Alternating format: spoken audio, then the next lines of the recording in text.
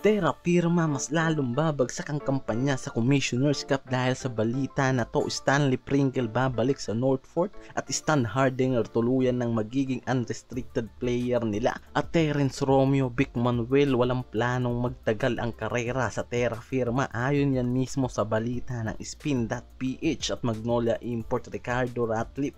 Pinalakas ang loob ng buong Magnolia team dahil sa halimaw na tune-up game na ginawa nito kontra sa Converge at Blackwater bossing. So ito na nga mga pare ko, akala ng lahat ito na ang pag-alis sa pagiging farm team ng Terra Firma dahil sa big time trade na nakapaloob sa mga ito ngayong Commissioner's Cup dahil sa dalawang veterano ng San Miguel Birmen ang kinuha nga ng mga ito sa isang big time trade. Pero mga kuys, ito yung malaking problema ngayon na kinaharap ng Terra Firma dahil kasabay ng pag-anunsyo sa paglipat nitong si Romeo at Vic Manuel sa kanilang team. Ito nga lang nilabas ng source sa Spin.ph na hindi magtatagal ang dalawang veteranong to sa Terra Firma. So ngayon pa lang problema na sila kung sino ang maaaring maging palit nito sa magiging kampanya nila sa pagpasok ng Commissioner's Cup. Talagang marami ang nagtataka kung bakit walang gustong mag-stay ng matagal sa team ng Terra Firma na to. Katulad nga ng nangyari kila Pringle sa Stan Hardinger ngayon na hindi na rin i-renew ang mga contract nila.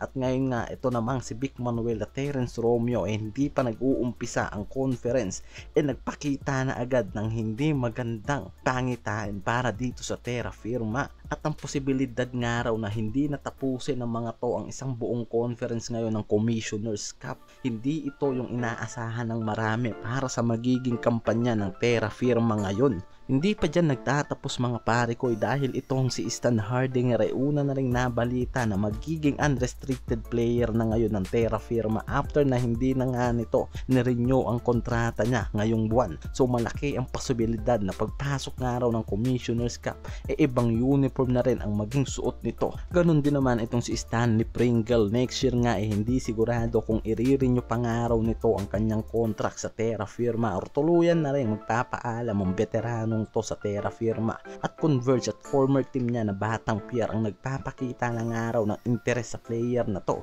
Kung hindi nga lang daw nagkaroon ng aberya ang mga player na to sa Terra Firma ay paniguradong malakas ang lineup na to sa pagpasok ng Commissioner's Cup. Isipin mo Stan Hardinger, Pringles, Romeo at Vic Manuel siguradong may tulog nga raw sana ang mga teams na maaari nitong makatapat ngayong conference. Sa kabilang dulo mga pare ko isa isang tune-up game na nangyari sa pagitan ng Magnolia at sa dalawang team ng Blackwater at Converge agad nga nilang tinalo sa isang tune-up game ang dalawang team na yan at ito ngang import niyang Magnolia na si Ricardo Ratliff ang nagpakita nga raw agad ng impressive game at kahit ang head coach nilang si Chito Victolero nagulat sa halimaw na performance ng import na to. So tune-up game pangalan daw nagpakita na ng mataas na kalidad sa paglalaro itong si Ricardo Ratliff kaya naman mas tumaas pa nga ang tsansa at kumpiyansa ngayon itong si Chito Victolero na mas lalakas pa ang Magnolia sa kampanya nila ngayong Commissioner's Cup dahil sa import na si Ricardo Ratliff.